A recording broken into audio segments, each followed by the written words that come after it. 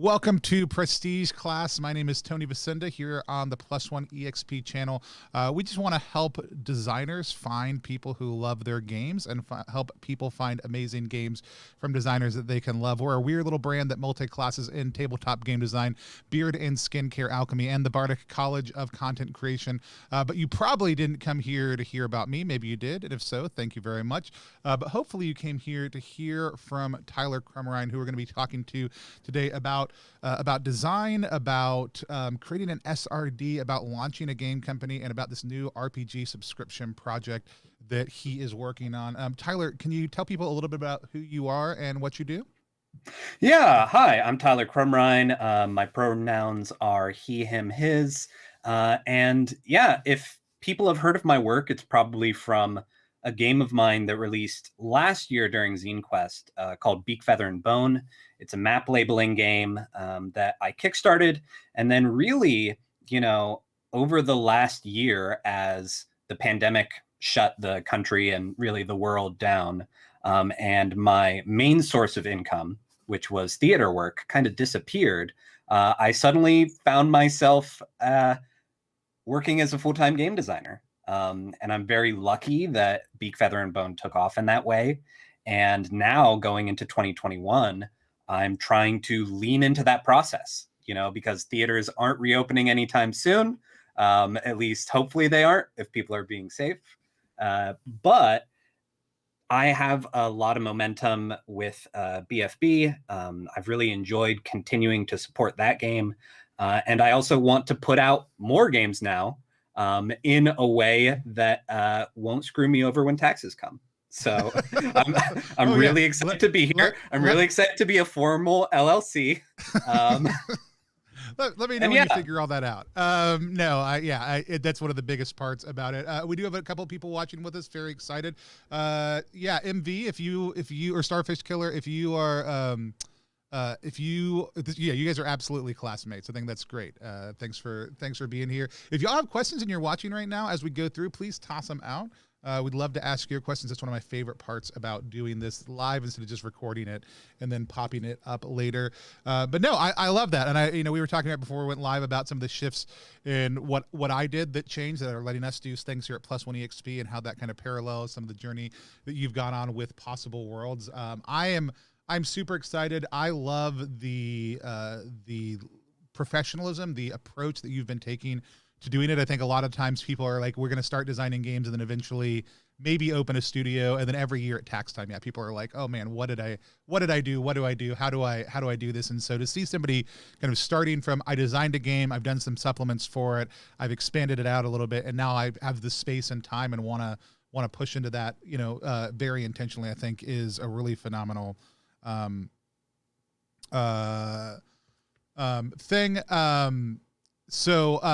Let's talk a little bit about Beak, Feather, and Bone. So for people who aren't familiar with the game, this was your Zine Quest 2 offering. It's a game that we backed last year because it looked absolutely amazing. I'm a huge Quiet Year fan, and that was one of the touchstones for this game. But tell people a little bit about what the game is, and then a little bit about what went into designing that game for you. Yeah, so Beak, Feather, and Bone is really a lot of my GM practice crystallized in game form. I, like a lot of people, I got into the hobby via Dungeons and Dragons. Specifically, I had moved to New York to work off Broadway, and I did not have an apartment. So one of my best friends put me up on his couch for 2 months. And afterwards, I felt so bad that I was like, I'm going to teach myself how to play this game that Kevin has always wanted to play, and I'm going to run it for him and his wife and her best friend. So really most of my gaming was as a game master, and I was doing all kinds of prep for all of those games. And I never really enjoyed the prep that much. My favorite thing was always just like, okay, I want to have just enough so that once I get to the table, my friends who are, writers and improvisers and actors will be able to surprise me with their creativity and then just kind of build from there. So I started writing Beak, Feather, and Bone almost as a kind of more of a reference text, more of the kind of setting supplements where it's like, all right, turn to page X and you have like these 50 NPCs to choose from, turn to page Y and you have all these buildings and guilds.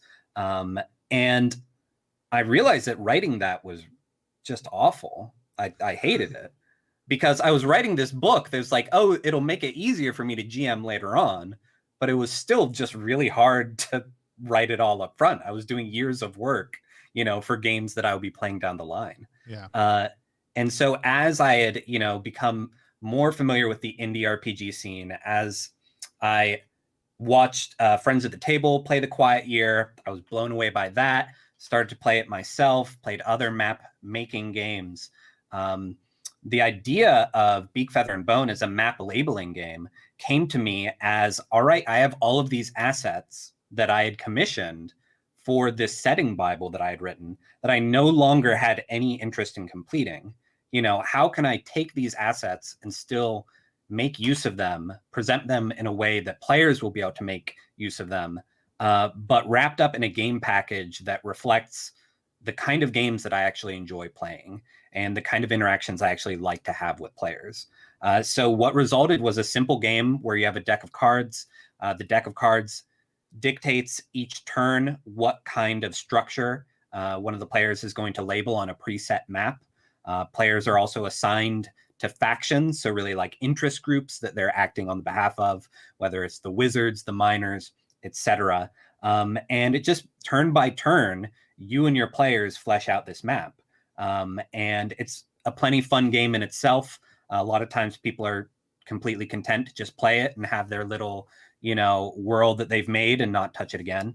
But I've really enjoyed how some people have taken that and then like, oh, we have this city, we're going to run our campaign in it. And because their players, you know, did some of that GM prep with you, they're that much more invested in actually interacting with like the NPCs that they came up with, or the idea that someone else had, and they were like, oh, I'd love to hear more of that. Let's pursue that direction. Yeah. No, I love that. And, you know, Will commented in the chat, amazing how design practices often evolve out of, damn, this sucks, what if it didn't? Yeah, no, exactly. I mean, that's why I started a company, you know, because I was very lucky that I, you know, was acquiring this passive income from Beak, Feather, and Bone. And then my active income is more the editing work that I do for other people's RPGs. I'm working with Adam Voss on Babes in the Wood right now. I've worked on a lot of different Zine Quest projects, including Kitchen Nightmares, which is still funding right now. I'm the editor on, and Reliquary, which I believe is just about to finish up.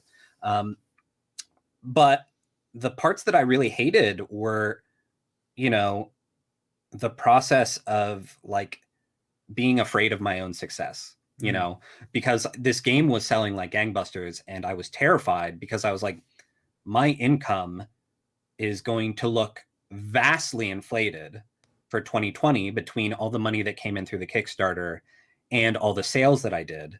And so part of me was even afraid to like market too aggressively because I was like, if this really gets away from me, will I be able to keep up or will things start to slip? So going into 2021, this process really started in November.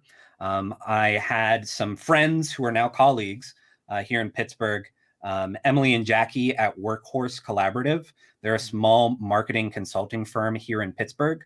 They were the marketing director and managing director, respectively, for a great theater here in Pittsburgh that I had worked for that shut down because of COVID, and they were suddenly out of work.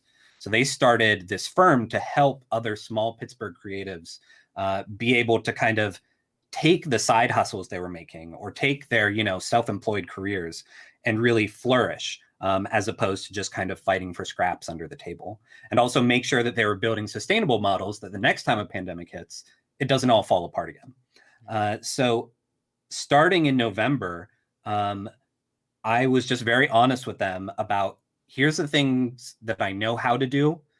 Here are the things that I do well. Here are the things that I don't know how to do. And more than anything, I would love to know the sins of omission. You know, what are the things that I should be doing that will bite me, you know, months down the line when it's too late to realize that I should have even been doing them. Yeah. So starting Possible Worlds was, a fantastic process because it was one part the kind of creative work that I love of, like creating a brand, creating a color palette, designing a logo, all of that. But it was also just like doing the hard work of thinking like, all right, if I want to make a go at this, what does my budget look like? What do I need to do to be square with the powers that be that want to cut, with the state and national authorities? And how do I make sure that if I want to make a career of this, I'm going to need to do something bigger than a zine, just because I'm going to need to ask people for more money than, what a zine can bear. And what would a company look like under a structure that is true to my design ethos, that is true to what people want and expect from me and what I want to create myself, but also has a long enough tail that it could support me through a year and also position me to not have to rely on, a Kickstarter promotion that may or may not happen every February. Yeah. No, I love it. And just watching Possible Worlds take shape over the course of the last, caught my attention maybe a month and a half ago as you started posting about it, in the Brain Trust and a couple other groups that we're a part of online. Just watching that evolve has been an absolutely amazing process. I love the different pieces that you pulled together. I've loved seeing some of the shifts in that. And it's also great to kind of hear your story. You talked about your design ethos. Tell me a little bit more, if you had to kind of put into words, what that is. Tell me a little bit about kind of what are some of the ideas that you love to design around or out of. I know we probably already touched on a few of those, but what's the ethos that kind of informs Possible Worlds? Yeah, so part of the branding process was really kind of figuring this out for myself. And folks will see this when the Kickstarter page goes live, because I share the same kind of statement anecdote there.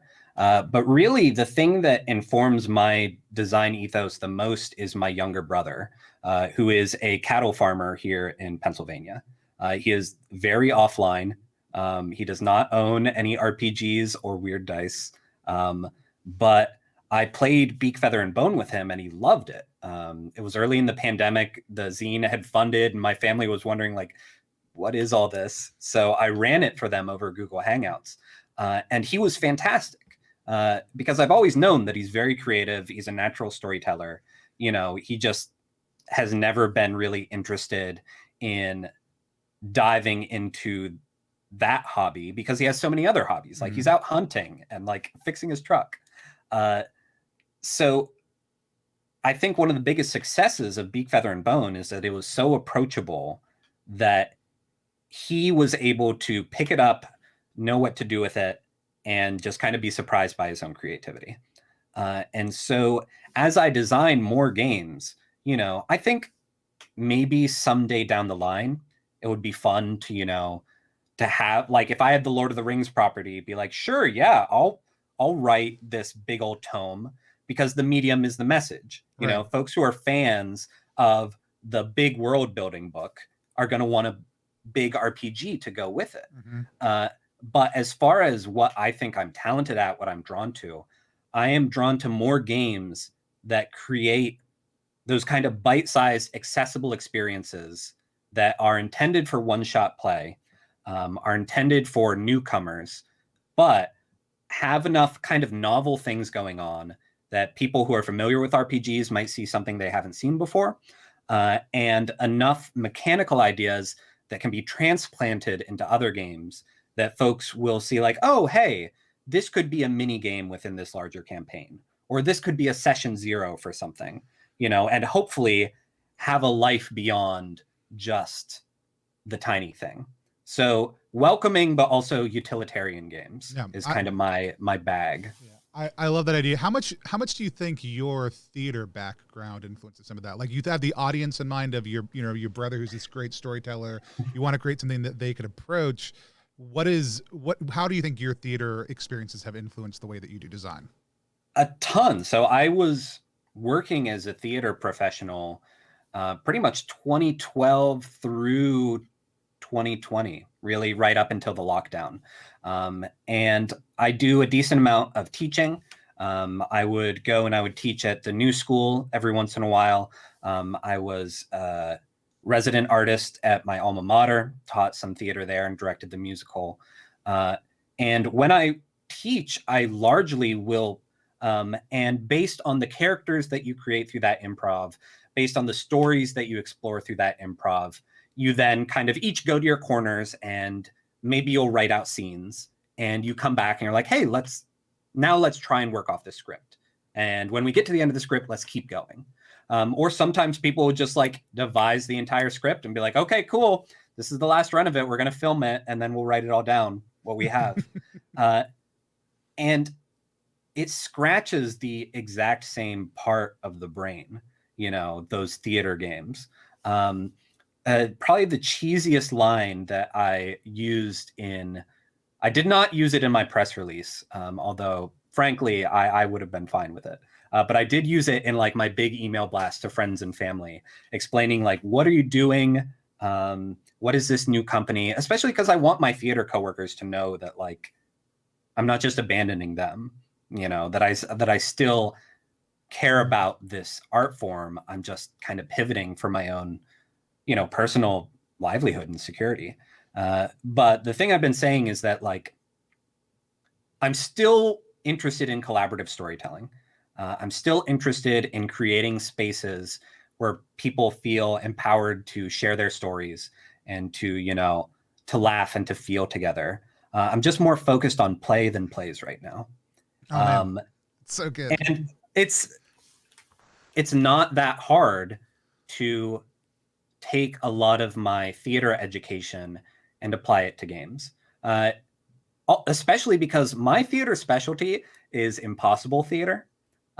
So specifically plays that cannot be performed, you know, plays that are so, you know, impractical or illogical or magical thinking that they read well on the page like a book of poetry. And there's a theater of the mind when you read them. But they're never going to get an acting edition because they're just way too impractical. And so working as a theater editor for that kind of work, for that kind of experimental theater, you know, I am able to engage in the theater of the mind of like reading RPGs and extrapolating, you know, the apples spinning in the air of how this works. But also it's fun to have that extra tool set of being like, okay, I can create the same kind of scenarios that we would play with in theater, but I can have even more magical thinking because the people who are consuming it are also explicitly on board for that theater of the mind. Epediah Ravenkal, I'm probably murdering his last name, but folks know him as the creator of Dread. So Epediah, it was in a podcast or an essay that he wrote. He defined role-playing games as algorithms for emergent storytelling. So you have a number of variables in it. And so the variables are the creative input that you invite the player to put in. And as those variables are applied to the rules, which are the fixed parts of the equation, if it's a good equation, if it's a good algorithm, then on the other side of the equal sign, you're going to have like an interesting story. And what's more, a story that could only have happened because of those variables. With theater, it's also an algorithm. You just have the answer on one side already solved. You know what the script says. You know what the conclusion of this play is. The variables are more like, what are the spin that you're going to put on the words? You know what you have to say, but you have agency over the backdrop. You have agency over the tone this line is delivered in. You have agency over the costumes.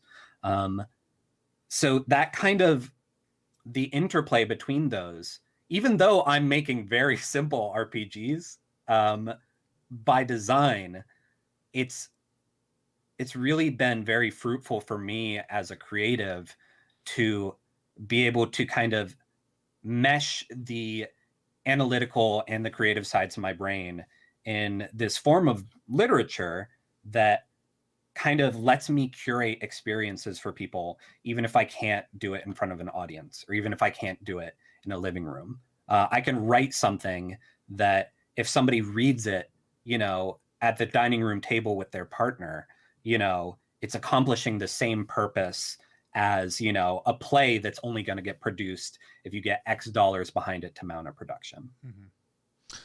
I love that. And I had written it down here already, but Starkiller Fish already got to it in the chat. The move from Impossible Theater to Possible Worlds is incredibly striking.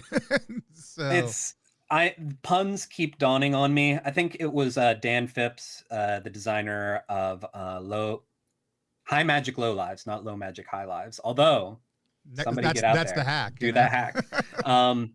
He messaged me the other day being like, so have you said to anyone it's the best of all possible worlds yet? And I was like, no, but I'm gonna have to. So you're the playtest for that phrase. There we go. People I love can that. Let me know in the comments whether they think it's too much or not.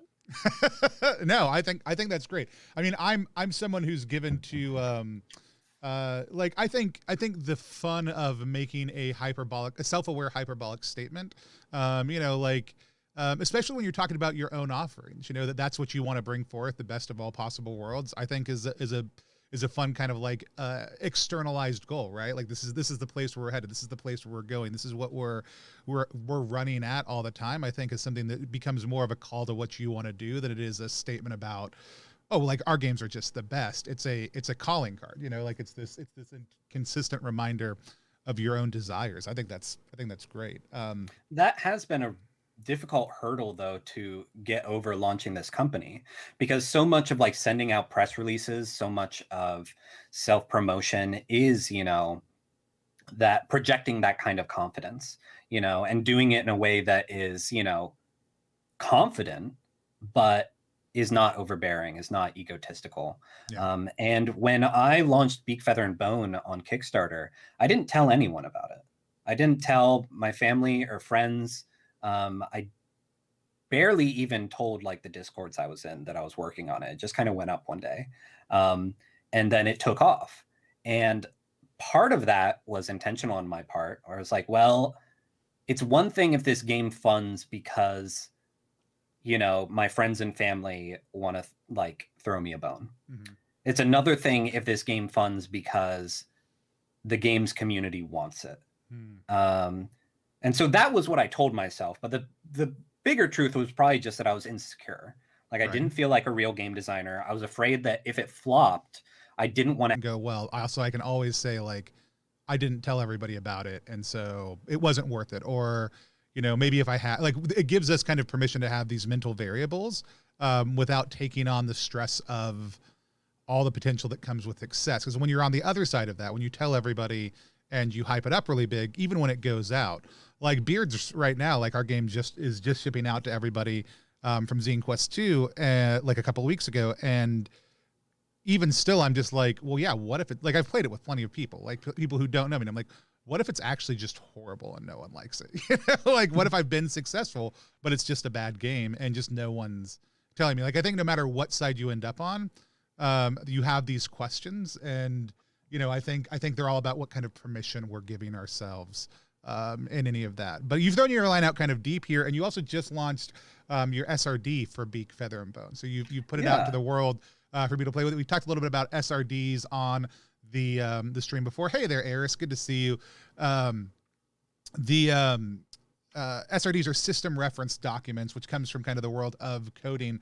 But you just put one out. And in game design, it's a way for people to basically invite other people to start hacking their game in a more intentional way. And so tell us a little bit about how you went through the process of creating that SRD.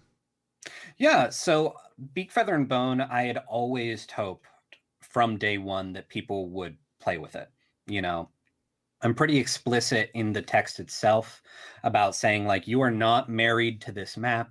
You are not married to these characters or factions that I include. Feel free to do your own thing. And about 6 months out from the game, I commissioned a creator who had read Beak, Feather, and Bone and had gotten really excited about, wanting to do more game design because of it. This was an illustrator from the UK that I was like, hey, I love your art. I would love to commission 10 new factions from you, and I'll put out a supplement. And that became Tail, Scale, and Bone. You can find it on my itch, possibleworldsgames.itch.io. And that is a game where we take the same map, but we just kind of say like, well, what if it was underwater? There's no reason that this couldn't be a coral reef. There's no reason this couldn't be merfolk. And then sold those for $1, and we've been donating all of the proceeds to the Bucket Bail Fund. Here in Pittsburgh, they're working towards prison abolition in Allegheny County. Allegheny County prisons are really just awful. They have record numbers of depression, overcrowding, and a lot of people held there haven't even been charged. They're just too poor to afford bail. But through creating that process, and Lizzie, the creator for that, you can find their work going through the itch page as well as more stats about Bucket and things like that.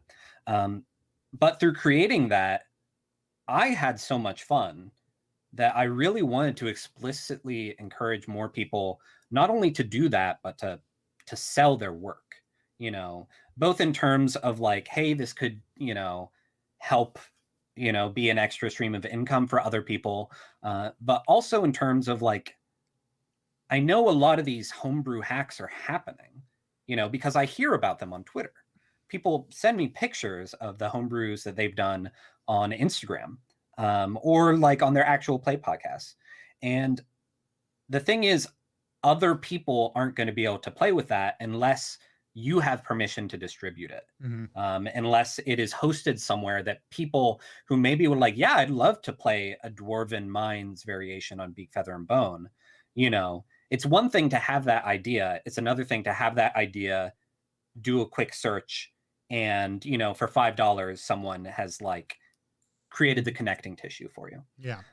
So at first my thought was to, you know, just kind of say to people like, hey, use Tail, Scale, and Bone as a structure. Don't take any of my rules. But you can like create these supplements that just kind of say like, hey, you need the core version of the game to play this. Because in part, like, the pandemic had me spooked. I was afraid that if Beak, Feather, and Bone sales dried up, then like, now what do I have? But through talking to a lot of people that I really admire about SRDs, including Matt Sanders and Chris with the Wretched SRD, the big thing I realized was that, you know, people are going to be making these hacks regardless. People are going to be, you know, printing out and sharing with people. They're going to be emailing PDFs to their players. And I'm fine with that. You know, like if someone is desperate enough for one of my games that they go to pirate it, you know, that's okay. That's good press for me. Right. And because you released the game itself was just rights reserved. It was no open license, anything else. It was so when I put out the SRD, I decided like, if I'm going to do this, I don't want to do it halfway. And so I wrote out a description of how the rules work for the game, my design process behind the rules, little like encouragements of like, you know, here are things that I didn't do that you could do. Like I call out the fact that jokers don't have any rule in the game and say, like, in my game, you would just take it out, but this is something that you can hack. This is something you can change. And then towards the back of the book, I also include notes on all the fonts that I used, all the different design tricks that I used as far as layout and typesetting, and, you know, the kinds of work that I hope to see come from letting folks play with Beak, Feather, and Bone. And I think it was the right decision because sales haven't slowed down. If anything, Beak, Feather, and Bone is doing better because folks download this free SRD and want to throw me a tip. But in conjunction with the SRD, I started the Beak, Feather, and Bone Jam. And the 2 submissions that we have already are doing things with the game that I never would have thought of. One of them like 5 minutes after you launched. Yeah. And that's the great thing, because I knew that people were doing this with the game already. I just wanted to create the permission structure for them to like share their work with people. So I've been super happy with that. And there's what, 20 days left in the jam. Yeah. I'm really excited to. You could have just made the work underneath Creative Commons as a whole and just tossed it out a decision. Yeah, so it would have been easy for me to take Beak, Feather, and Bone and just change the rights on that and say that like, hey, this is Creative Commons now, do whatever. But part of why I wanted to write the SRD was because I really want, I want people to have all the tools they need to hack the game, not just look at it and try and reverse engineer what happened here. Mm-hmm. So the SRD really, like, the rules text of it is just, there are things that I go into on there that I don't go into on the core game that are purely just like, here's the logic of this mechanic. Here's why I did this the way I did it. Here's how doing this other thing would have broken this thing, and so I left it this way.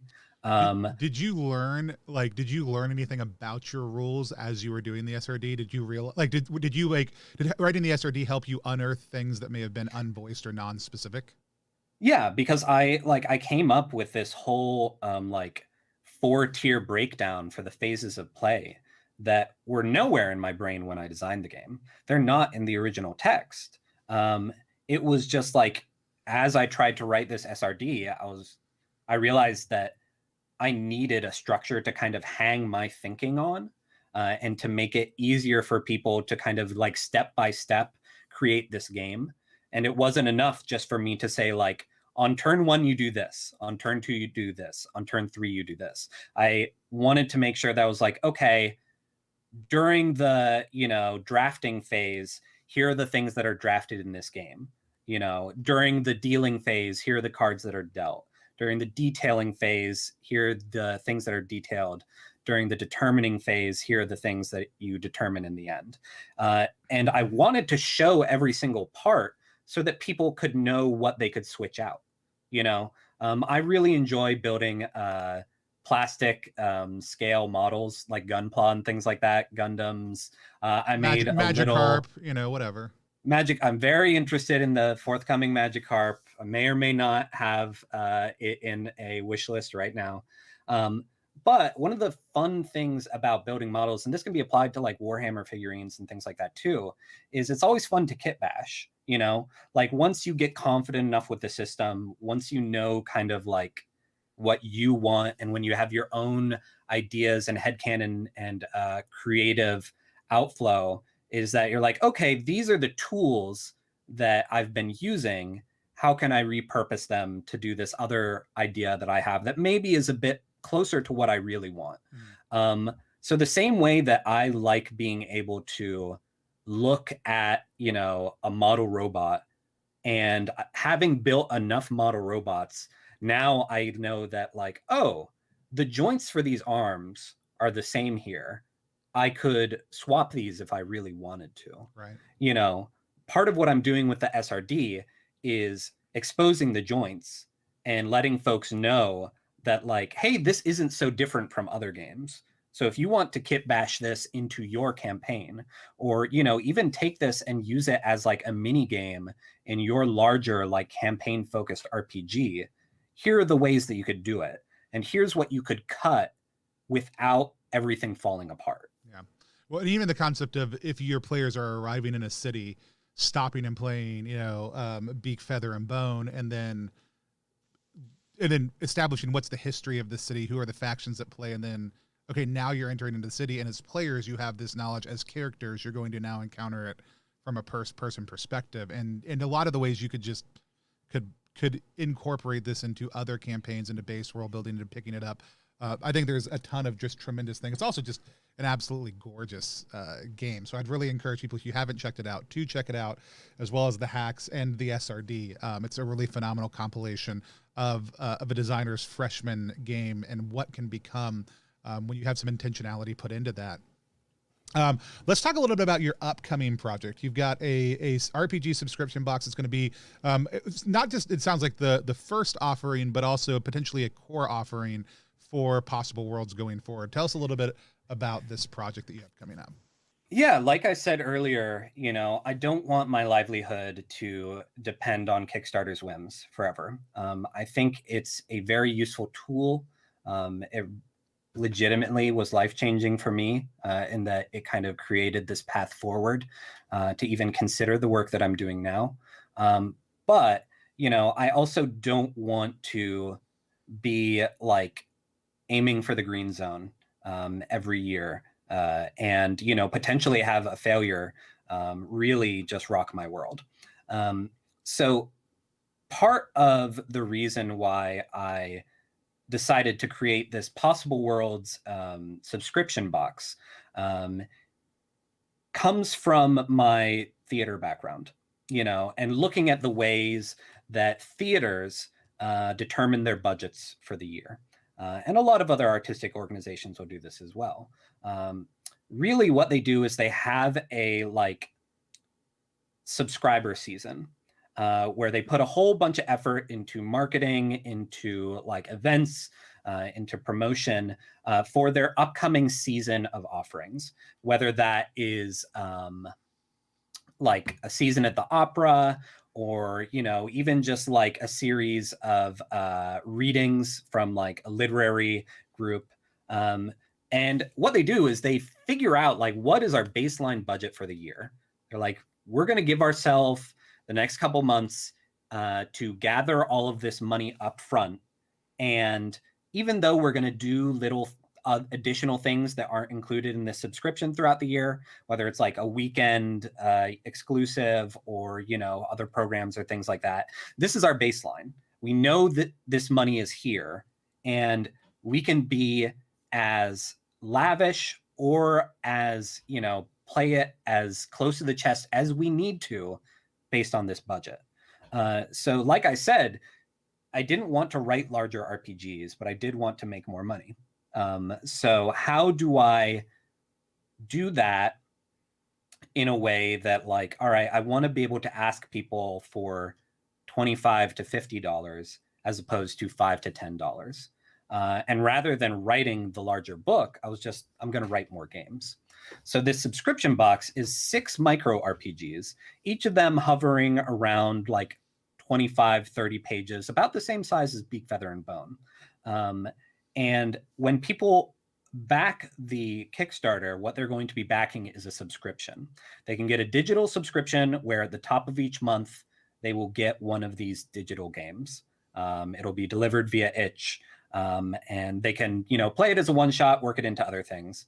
$25 gets you 6 months of that. So essentially, if I were charging $5 a game, you're getting one free. $50 you also get that digital subscription. So you're getting these games as soon as they release. But after all of those games are completed, I'm going to print them up in a really nice box set. They're actually going to be formatted like steno pads with top wire binding on them. Really nice, collected in a box designed by Austin Breed. He is the same guy who did the art for Beak, Feather, and Bone. He's been doing the visual direction on the box with me. And that will be mailed out for the people who also want the physical artifact of the games. But a lot of that thinking is, okay, how can I figure out my baseline budget for the year? How many people are willing from day one to say yes, I'll take this risk on you. That will give me my baseline budget. But then as each of these games comes out digitally, for the next 6 months, every time a new game comes out, it's going to push people to the old games. It's also going to push people to the backer kit, where they can pre-order the box set if they decide they like one game enough that they would like the physical set of all of them. And then after the year is over, suddenly I have a web store of, 7 games that have physical editions that you can buy one by one, instead of just my one physical game right now, Beak, Feather, and Bone. So it really is a combination of knowing what the kind of games that I think that I'm good at, and knowing what the games that someone would expect from Tyler Crumrine for a follow-up Kickstarter, but in a way that has this longer tail than just, well, we have our flashpoint of funding And then when it comes out, maybe we get more people who buy it aftermarket. I want to, make it so that writing and releasing games is a regular practice for me, and something that brings in consistent income. And then also, as someone who's worked in theater, has worked in publishing, I also want to arrive at a place eventually where I'm able to champion other people's work. I don't want all of the games published by Possible Worlds to be Tyler Crumrine joints. And if I am able to establish this brand, this model enough that, say, in 2021 or it is 2021, gosh, in 2022, 2023, I don't need that Kickstarter. I can just have my website where we can sell the subscriptions for a limited amount of time. If it's a known quantity and people are coming to the box because they trust the box and they trust me as a curator and a publisher, that's when I start to commission games from other creators. These small games that usually don't get a print run, I'll be able to say to someone like, hey, 3 of the games in this box are going to be mine, but I'd love for this game of yours to be one of the other 3. That's awesome. And I will produce it. I will commission the art for it. I will get it into people's hands. And yeah, because ultimately I think that I have benefited so much from the generosity and the support and the belief of others, both in terms of the Kickstarter and in terms of this conversation, that, if I am making a games company, I don't want it to be, Tyler Crumrine Games. I could have bought that domain. I wanted Possible Worlds because, I'm interested in creating possibilities for other people. Yeah, I love that. No, I think that's absolutely where the way that people should be approaching things. We've been talking to Tyler here about his new endeavor, Possible Worlds, along with, design, SRDs, and other things. If you're out there watching right now and you have questions, I would love to hear from you. I'd love to be able to ask them from you. So if you're watching on Facebook, if you're watching on YouTube, if you're watching in Twitch, go ahead and drop them in. Or if you're watching later, go ahead and drop them in and I'll forward them along to Tyler or let him know that they came in also too. But if you have questions about anything we've talked about or anything you'd love to hear from Tyler, go ahead and drop those in. No, I think there's so many amazing things about that. Tell us a little bit about some of the games that we're going to be able to expect from this first kind of anthology. Yeah, so I haven't been talking about the games much. I did share the artists on Twitter. If folks go to Possible W Games, or on Facebook, we're there too, Instagram. I cannibalized all my personal accounts. In part, what we were talking about is if you're very public about it, then you can't back down. Right. I've just been telling people yeah, this Kickstarter funds, I'm adopting a cat. Because I want people to hold me to it. Because right. It's something I've been putting off. No, if I have a sustainable income, then there's no reason I can't have, furry joy in my life. Right. But if folks look at those, and then also if people go to possibleworldsgames.com, they'll find some of the inspiration listed there, the kind of games that people are going to expect. One of them is my take on Stardew Valley. Harvest Moon type games, Animal Crossing.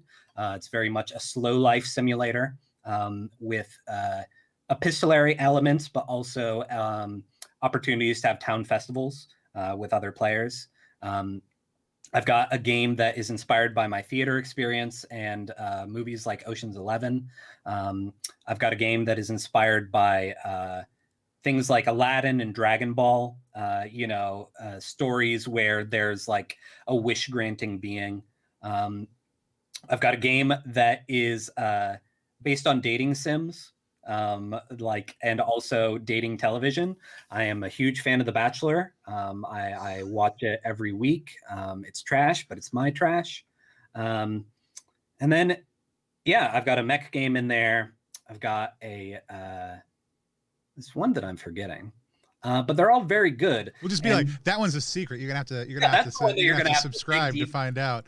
But all of these are games that part of the pitch, if you go to the Kickstarter landing page, is 6 games in 6 genres over 6 months. I really want these games to each, occupy a different headspace create different kinds of stories while also being true to that design ethos of like simplicity and utilitarianism. And a lot of these are also like really extensions of my work as a designer over the last 6 years. You know, some of these are games that like a draft of one of these games I submitted to a friend's tiny zine and was like available exclusively at like a DC zine fair. And now I'm going back to it and finding the things that I really liked about that and bringing my new design knowledge to it. Another game is the game that preceded Beak, Feather, and Bone. Beak, Feather, and Bone was in a lot of ways a hack of the first game of the bundle, which is my Stardew Valley game, where I was trying to design, you know, how do you create a community? And a lot of elements from that game, you know, were kind of chopped and screwed into BFB. So I think people are going to see, you know, bits and pieces of my other design in a way that, you know, hopefully is a fun Easter egg for some folks who've actually, you know, been following my career, but also in a way where like I'm taking these ideas that maybe aren't large enough to, again, sustain that 200-page long world book. But, you know, if the expectation I'm setting for people are like, these are little cool games, then I can just polish that stone to a shine and make sure that when people get it, they're impressed by it and, you know, hopefully inspired to do similar things with their own short work. In our last couple minutes, I'd love if you would maybe dive into one of the games for us. Will from the Brain Trust does want to know a little bit more about the dating game, if you're willing to talk about it. All right. So yeah, Sclusy here. So folks, you know, direct people to +1 EXP. Watch the video, get the Sclusy. You know, it's only in the archives. So the name of the game is dating.sim. It is very much inspired by the computer dating games, you know, things like where you're often the off-screen protagonist and there's like, you know, a variety of different relationships that you can pursue. And it's a lot of multiple choice questions where it's kind of choose your own adventure, where if you play it right, you know, you get the boyfriend or girlfriend or them friend of your choice. So I really enjoy these games. I also really enjoy the weird ones. Like I got a real kick out of Hatoful Boyfriend, which is the pigeon dating simulator that you can get on Steam. And so I had rattling around in my brain, like, how can I approximate this in game form? And what I came up with is a 2-phase RPG, where the first phase, you essentially play the dating game, which was a TV show that no longer exists, but you would have a suitor on, or really like you would have multiple suitors on, and you would have one person who was like the prize. And that person would say like, contestant number 1, you know, if we were to go on a date to the beach, what would we do? And they'll say like, well, I would buy you ice cream. Or another person would be like, contestant number 2, same question. They're like, oh, we'd go, you know, boogie boarding. And then you would always have some weirdos like contestant number 3. What would you do? Is like, I would catch crabs from the water and feed them to you by hand. And because of that, it's also a fun style that improv theaters will use for shows. They'll play the dating game, but they'll have people come on playing characters, you know, and it's really just an opportunity for them to do character work. Mm-hmm. So the first phase of the game is there's one person who is kind of the GM. They're the prize. And then everyone else comes up with a suitor. And you play rounds of the dating game where you ask them questions. You get to know more about their character that they've created. At the end of that first phase, the prize picks the person that they're going to go on a date with. The second phase of the game, the GM role flips. So the person who was that character during the dating game, they're now the GM type person. And they are the one who is crafting the date that they're taking you on. And they're describing the scenery and they're describing the actions and things like that. Everyone else is playing the person who's on a date with them. And so Fishbowl style, they write down like dialogue choices and submit them to the player. So you have like 5 people all saying like, well, here's what I would do at this moment in the date, or here's what I would say during this moment of the date. And then it's on the person who is in the GM role to say like, okay, I'm choosing this one. This is the one that I like. The story goes in that direction, and that player gets a point.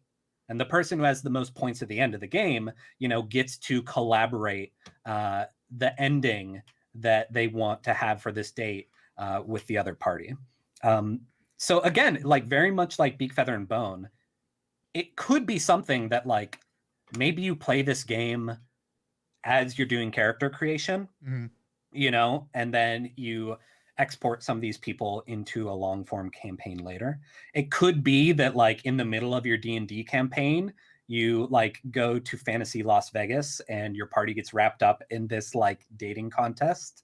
But more than anything, it's just a short, tight rule set that kind of creates an opportunity for emergent storytelling, for collaboration. You know, is that like game as algorithm for emergent storytelling, where it's like, all right, I'm going to like give you the order of operations, but it's on you to like make your friends laugh or, you know, hit on your friends. Right.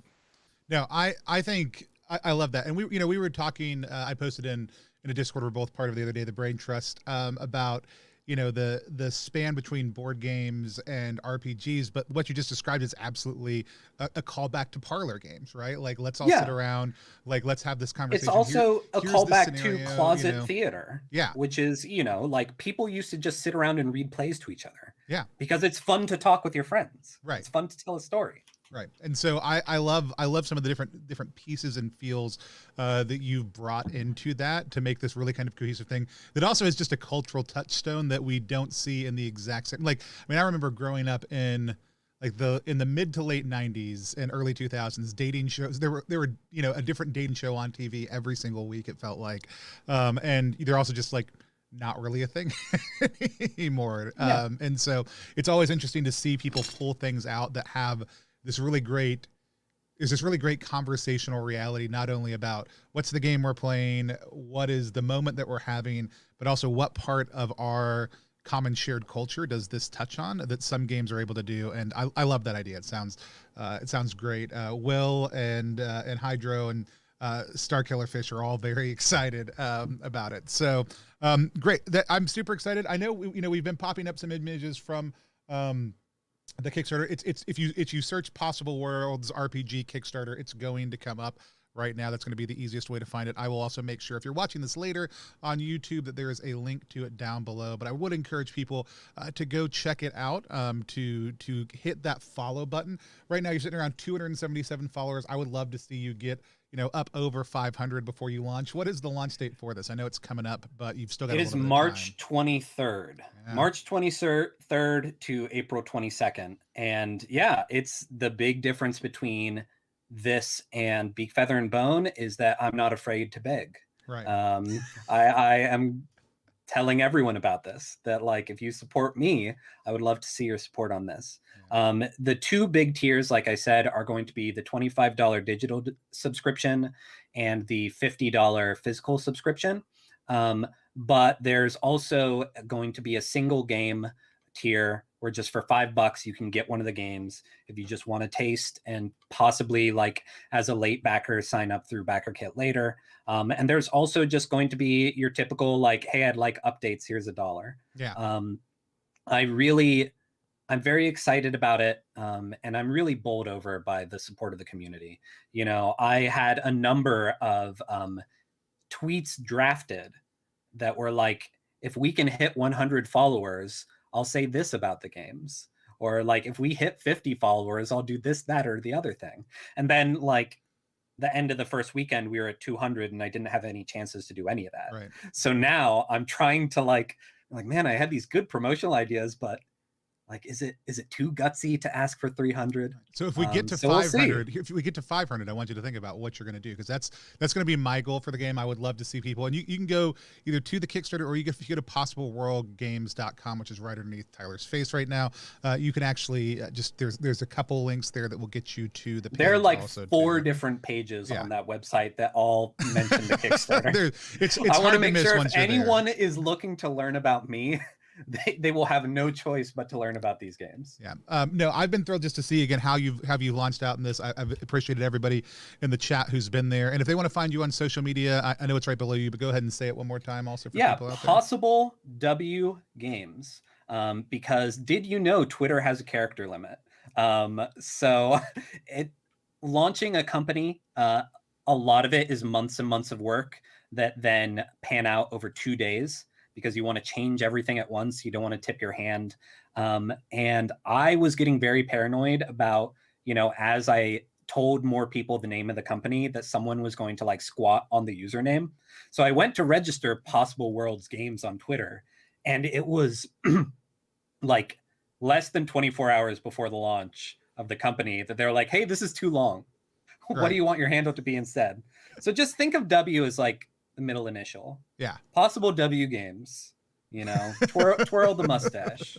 Possible William Games, possible Walter Games, possible Wendy Games. Shoot, I didn't even think of that. My middle name is William. There you go. That's what it stands for. Thanks so much for coming on today. If you guys are out there, if you're a designer, you want to come on and talk sometime in the future on Tuesdays and Thursdays, we do community content here on Plus One EXP. I'm happy to interview somebody either one of those days. And if it doesn't work out, today is a Friday because I had to move off of a Thursday, and Tyler graciously allowed me to. We'll be happy to talk about your games. If there's designers out there you want to hear from, please let me know at Plus One EXP across any social media platform. On Wednesdays, every other week, we'll be doing a Backer Quest, which is a takeoff of our Zine Quest series, which will be just looking at different projects that have come out that are live on Kickstarter, talking about what we love about them, how we're supporting them, if we're backing them.